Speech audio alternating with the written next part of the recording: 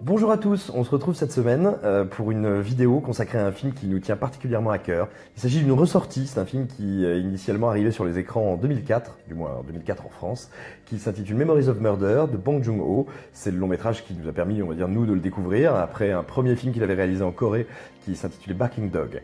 Alors, pourquoi est-ce qu'on vous parle de Memories of Murder? Parce que le film ressort justement dans les salles de cinéma, dans une version restaurée, en 4K, donc c'est quand même un sacré truc, ils ont bien fait les choses. Et on vous parle de ce film parce que pour nous c'est un film très important. Il avait notamment gagné le Grand Prix du Festival de Cognac lors de la toute dernière édition du Festival de Cognac, du Festival du film policier donc. Immense film de Bong Joon-ho. Et alors pourquoi est-ce qu'on vous le conseille? Même si on va dire ce n'est pas une fraîche nouveauté, pour 3 raisons. La première, tout simplement, c'est le meilleur film à l'affiche cette semaine. Alors, dans les nouveautés, on vous le signale quand même vite fait, il y a Le Caire confidentiel, qui est également un polar, un thriller qui est très réussi, mais voilà, vraiment, la grosse claque de la semaine, le meilleur film que vous pourrez voir en cinéma, c'est clairement Memories of Murder. Donc voilà, on tenait à vous le signaler. C'est un film quand même qui atteint un niveau de qualité très très impressionnant et concrètement, il n'y a pas grand chose qui puisse se mesurer à lui en cette belle semaine estivale. Ensuite, pourquoi? Tout simplement parce que c'est un immense polar. Je le dis, on va dire sans spoiler, parce que c'est quelque chose qui est évident dès les premières secondes, sinon les premières minutes du film. C'est l'histoire d'une enquête qui se passe mal. On est en 1986, dans une petite province donc de Corée, où vont s'enchaîner tout d'un coup des meurtres de jeunes femmes. Et ça va être, on va dire, ce qui est connu officiellement comme la première affaire de serial killer en Corée.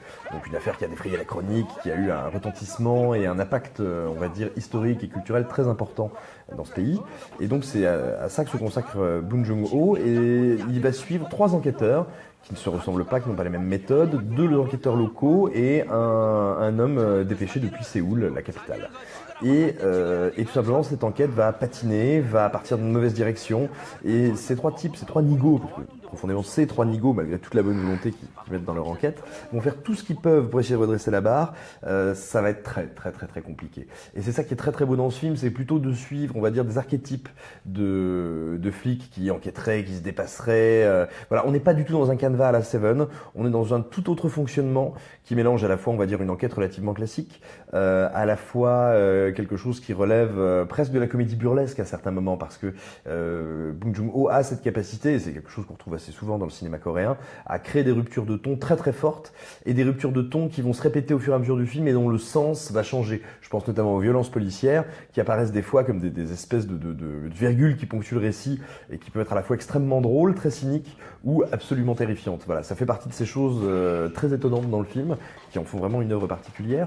C'est également un film très très intéressant parce qu'il nous parle en creux de la société coréenne, mais je crois un petit peu aussi de nos sociétés occidentales et de la façon dont nous n'arrivons pas à nous comprendre. C'est pas anodin qu'on ait 3 hommes qui ont les meilleures intentions du monde, mais qui vont être incapables de résoudre une affaire dans laquelle des femmes se font tuer. Et donc ce tueur, cette espèce d'entité mystérieuse, cet assassin qu'on n'arrive pas à saisir, dont on ne comprend pas quel est le profil, quelles sont les motivations, quel est même totalement le modus operandi, là cet assassin, c'est un peu nous tous. C'est une espèce de silhouette, d'ombre, de portrait, on va dire, en miroir, déformant de la société coréenne, mais aussi nous, de notre rapport, de la façon dont on ne peut pas se comprendre, dont on ne veut pas se comprendre entre civils et policiers, entre hommes et femmes, entre urbains et ruraux. Et voilà. Et dans cette zone grise, dans cette zone de friction qui est créée par nos différences, peut évoluer une créature absolument terrible qui détruit tout sur son passage.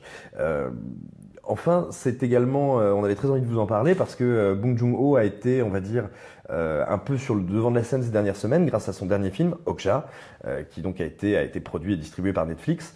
Et ça a été donc l'occasion d'une polémique sur laquelle on va pas revenir ici, mais voilà, on a eu le sentiment que du coup son film a servi un peu dans les médias et partout, dans nos discussions à tous, de victimes un peu sacrificielles. En gros, sachez que si vous avez trouvé qu'Okja était réussi, et puis comme vous avez bon goût, vous avez trouvé qu'Okja était réussi.